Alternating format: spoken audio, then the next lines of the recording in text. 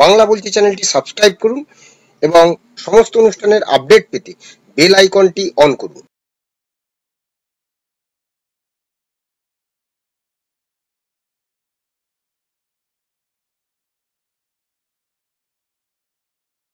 নমস্কার, বাংলা বলছি চ্যানেলে আপনাদের স্বাগত। আমি বিপ্লব।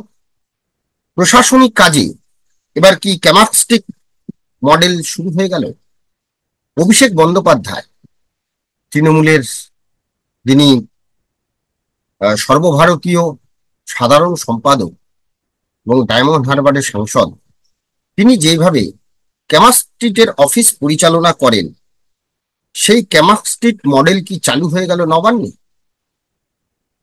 কারণ কেন, গত সোমবার মমতা বন্দ্যোপাধ্যায় পুর প্রশাসন থেকে শুরু করে মন্ত্রী, আমলা, পুলিশ প্রশাসনের সকলকে সামনে যে রণংদেহী মূর্তি তিনি দেখিয়েছিলেন, সেই রণংদেহী মূর্তির কোপে পড়েছিলেন পুলিশের একাংশ, আমলা থেকে শুরু করে, মন্ত্রী থেকে শুরু করে অনেকেই। এবং সেখানে একটাই কথা বারবার উঠে আসছিল, কাজ করলে পদে থাকো, না হলে কেটে পড়ো। অর্থাৎ কোথাও যেন ক্যামাস্ট্রিটের ছায়া এসে পড়ছে নবান্নে। আর এই মমতা বন্দ্যোপাধ্যায় সোমবারের এই রুদ্রমূর্তি দেখে যেন সিঁদুরে মেঘ দেখেছেন মন্ত্রী আমলারা। লোকসভা ভোট মিটে যাওয়ার পরে যখন লোকসভার যে ফলাফল প্রকাশ হলো, তারপরে অভিষেক বন্দ্যোপাধ্যায় একটি টুইট করেছিলেন, তিনি সাময়িক বিরতি নিচ্ছেন। এবং এই সাময়িক বিরতি নেওয়ার মাঝখানে তিনি কিছু কথা লিখেছিলেন, যে কথার মধ্যে তিনি কিছু কিছু প্রশাসনের কাজ নিয়ে অসন্তোষ ব্যক্ত করেছিলেন। সরাসরি না বললেও তার লেখার মধ্যে ছিল। এবং সেখানে তিনি একথাও বলেছিলেন যে সাধারণ মানুষ যেন ভালো থাকে, সাধারণ মানুষের যাতে ভালো হয়, সরকার সেদিকে নজর দেবে। এবার সেদিকে নজর দিতে গিয়ে একদিকে যেমন মুখ্যমন্ত্রী রোষে পড়েছিলেন, মন্ত্রী আমলারা, তেমনি অন্যদিকে যে সমস্ত অনৈতিক কাজ এতদিন ধরে যা বিরোধীদের মুখে শোভা পেত, যা বিরোধীরা অভিযোগ করতেন, সেই সমস্ত, অর্থাৎ বেআইনিভাবে জমি দখল, সরকারি জমি দখল, জলা জমি পুকুর ভরাট, সরকারি কাজ করতে গেলে পয়সা দিতে হয়, তোলাবাজি, এই সমস্ত অভিযোগ মমতা বন্দ্যোপাধ্যায় নিজে তুললেন। সেই সঙ্গে তিনি শহর এবং শহরাঞ্চলের একাংশে যে ফুটপাত দখল হয়ে যাচ্ছে, তাই নিয়ে তিনি প্রকাশ্যে ক্ষোভ প্রকাশ করেছেন। এবং তারপরে অপারেশন বুলডোজার, সেটাও আমরা দেখলাম। এখন প্রশ্ন হলো যে দলীয় নেতা, আমলা, পুলিশ প্রশাসনকে মমতা বন্দ্যোপাধ্যায় যেভাবে গত সোমবার তুলোধনা করেছিলেন, তিনি বলেছিলেন আমাদের টাকা তোলা লোক দরকার নেই, পরিষেবা নিয়ে মানুষের ক্ষোভকে গুরুত্ব দিয়ে নবান্নের সভাঘরে কার্যত রণংদেহী মূর্তি নিয়েছিলেন মুখ্যমন্ত্রী। ছাড় পাননি বিদ্যুৎ দপ্তর, নগরোন্নয়ন দপ্তর, পূর্ত দপ্তরের মতো একাধিক মন্ত্রক। সঙ্গে তিনি নাম নিয়েছিলেন দমকল মন্ত্রী সুজিত বসুর মতো হেভিওয়েট নেতাকে। এবং সেই সঙ্গে তোলাবাজি, বেআইনি নির্মাণ, শহরের নিকাশি ব্যবস্থার বেহাল দশা, অপরিচ্ছন্নতা, জমি দখল, বেআইনি পার্কিং থেকে টাকা তোলা ইত্যাদি বিষয়গুলিকে নিশানা করেছিলেন। তিনি এও বলেছিলেন যে আমি চাইলে অনেকের নাম বলতে পারি, কিন্তু আমি তাদের বিড়ম্বনা বাড়াতে চাই না, সম্মান বাঁচাতে অনেকের নাম কিন্তু মুখ্যমন্ত্রী সেদিন বলেননি, কিন্তু আকার ইঙ্গিতে তিনি পরিষ্কার বুঝিয়ে দিয়েছিলেন কোন মন্ত্রী, আমলা, বিধায়কের কথা তিনি বলছেন।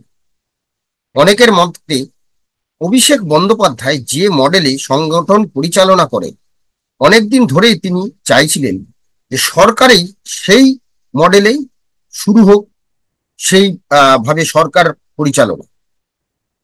গত সোমবার থেকে কি সেই মডেল চালু হয়ে গেল নবান্নে? আর এই মুখ্যমন্ত্রীর এই রণংদেহী মেজাজে সিঁদুরে মেঘ দেখছেন মন্ত্রী আমলা। যদি দেখা যায় গ্রামাঞ্চলে তৃণমূলের দাপট অটুট রয়েছে, কিন্তু শহরাঞ্চলে ভিত নড়েছে, যা 2026 সালের বিধানসভা ভোটের আগে শাসক দলের কাছে অশুভ সংকেত বহন করছে। যতই বলুক, বিজেপি কিন্তু 39% ভোটের একটা শতাংশ তারা ধরে রেখেছে। 2021 বলুন, 2024 বলুন, এই 39% ভোটটা কিন্তু বিজেপি যদি ধরে রাখে এবং তার সঙ্গে যদি আর কয়েক শতাংশ ভোট বাড়তি শতাংশ বাড়ানো যায়, তাহলেই কিন্তু নড়বড়ে হয়ে পড়বে, বা এই সরকার থাকবে কিনা তা নিয়ে কিন্তু সন্দেহ রয়েছে। তিনি বলেছেন যে সরকারি যে সমস্ত পুলিশ অফিসার তাদেরকে বলছেন যে 2 বছর কাজ করে চলে যাবেন অনেকেই ভাবছেন, তাই তাদের কোনো দায় নেই। এবার আর তা হবে না, ভিজিলেন্সের মধ্যে কাজ করতে হবে, জবাবদিহি করতে হবে। যে কন্ট্রাক্টররা রাস্তার কাজ করছেন, 5 বছর যদি রাস্তা ঠিক না থাকে, তাহলে সেই কন্ট্রাক্টরকে ধরতে হবে, কে রাস্তা করেছে তাকে দেখতে হবে। ফলে মমতা বন্দ্যোপাধ্যায় যে কিছুদিন ধরে আমলা মন্ত্রীদের ছাড় দিতেন, তাদের ভুল কাজে ভুল হলে তাদের সেটা সংশোধনের সুযোগ দিতেন, এবারে কিন্তু আর সেই সংশোধনের সুযোগ তিনি দেবেন কি? কারণ গত সোমবার যে রণংদেহী মেজাজ দেখা গেল, সেই রণংদেহী মেজাজ কিন্তু তা বলছে না। মন্ত্রী আমলারাও দেখছেন যে ঘন ঘন যেভাবে মুখ্যমন্ত্রী বৈঠক করছেন বিভিন্ন দপ্তরের সঙ্গে, বিভিন্ন আমলা সহ আহ, পদাধিকারিক যারা রয়েছেন তাদের সঙ্গে, তাতে কিন্তু সিঁদুরে মেঘ দেখছেন। মানে আমরা দেখেছি যে সারা রাজ্যে যে সংগঠন এখন পরিচালনা করেন অভিষেক বন্দ্যোপাধ্যায়, এবং তার পিছনে প্রধান ভূমিকায় থাকে যে আইপ্যাক এবং এই পরামর্শদাতা, এই আইপ্যাক পরামর্শদাতার কাজ করে। এবং এই আইপ্যাক কিন্তু এবারের লোকসভা নির্বাচনে একটা বড় ভূমিকা ছিল। এবং এই যে 29টি আসন জয়লাভ, 29টি আসন জয়লাভের পেছনে আইপ্যাকের কিন্তু একটা বড় ভূমিকা ছিল। তারা কিন্তু এই জায়গাগুলোতে কোথায় কোথায় গন্ডগোল আছে, কোথায় কোথায় কোন নেতা কার সঙ্গে সম্পর্ক রাখছেন, কোথায় কোন নেতা ভালো কাজ করছেন, কোথায় কোন নেতা দুর্নীতি করছেন, সমস্ত কিছু রিপোর্ট কিন্তু আইপ্যাক একের পর এক তৈরি করেছে। এবং সেগুলো নিয়ে দিনের পর দিন সেগুলো নিয়ে বৈঠক হয়েছে। প্রয়োজনে কোনো নেতার বিরুদ্ধে অভিযোগ থাকলে তার বিরুদ্ধে ব্যবস্থা নেওয়া হয়েছে, তাকে সরিয়ে অন্য কাউকে আনা হয়েছে।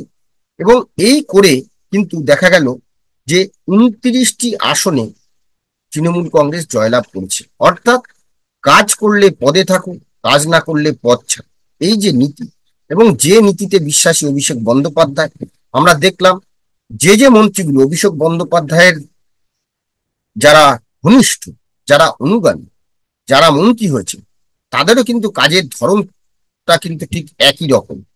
এবং শুধু তাই নয়, যদি আমরা দেখি যে সংগঠনের কাজে যারা কাজ করছেন, তাদের কিন্তু নির্দিষ্ট সময়, নির্দিষ্ট দিন, নির্দিষ্ট পরিকল্পনা সমস্ত কিছু কিন্তু বেঁধে দেওয়া হয়, এবং সেই সময় পরিকল্পনা মেনেই কিন্তু সমস্ত কাজ সম্পন্ন করতে হয়।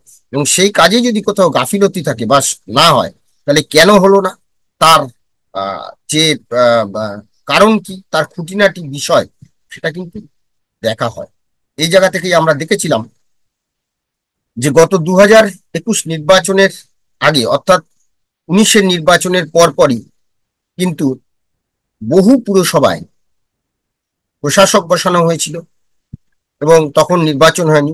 এবং সেখানে কিন্তু আহ পুরসভার যে সমস্ত মাথা, তাদেরকে কিন্তু সরিয়ে দেওয়া হয়েছিল, সরিয়ে অন্যান্যদের নিয়ে আসা হয়েছিল, তাদেরও কাজ তারা কিরকম করে দেখা হয়েছিল।